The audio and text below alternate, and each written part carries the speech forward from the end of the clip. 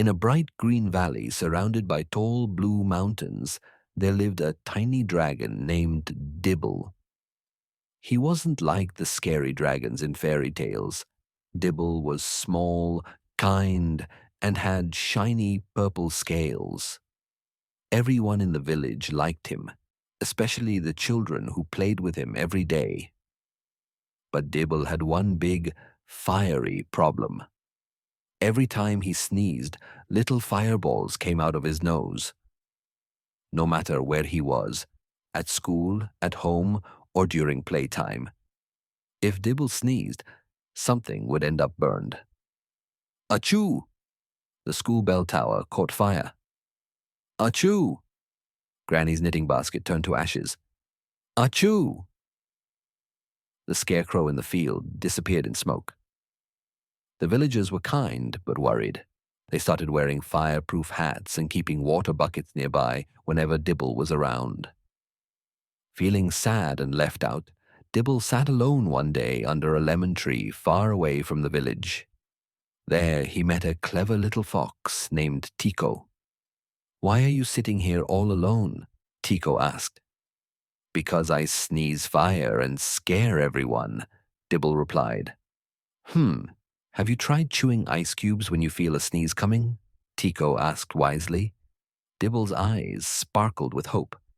He flew quickly to the snowy mountains, brought back some ice, and waited.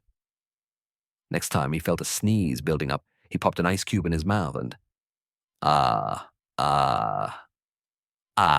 chomp.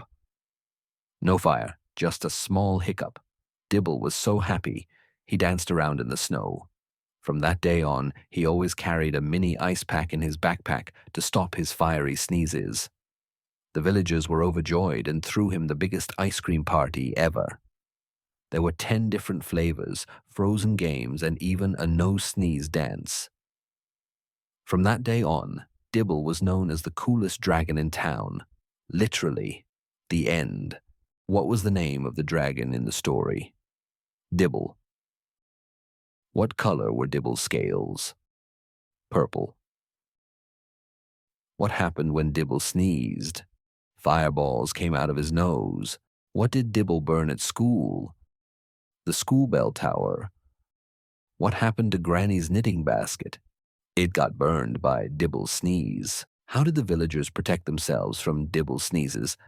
They wore fireproof hats.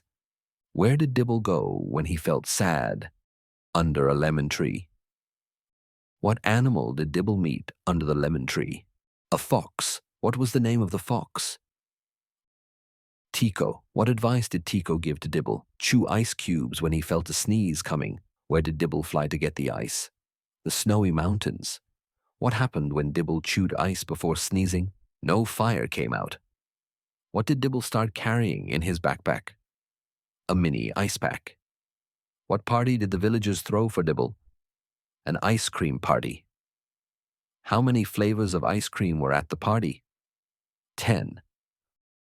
What special dance did everyone do at the party? The no-sneeze dance. What kind of games did they play at the party? Frozen games. How did Dibble feel before he met Tico?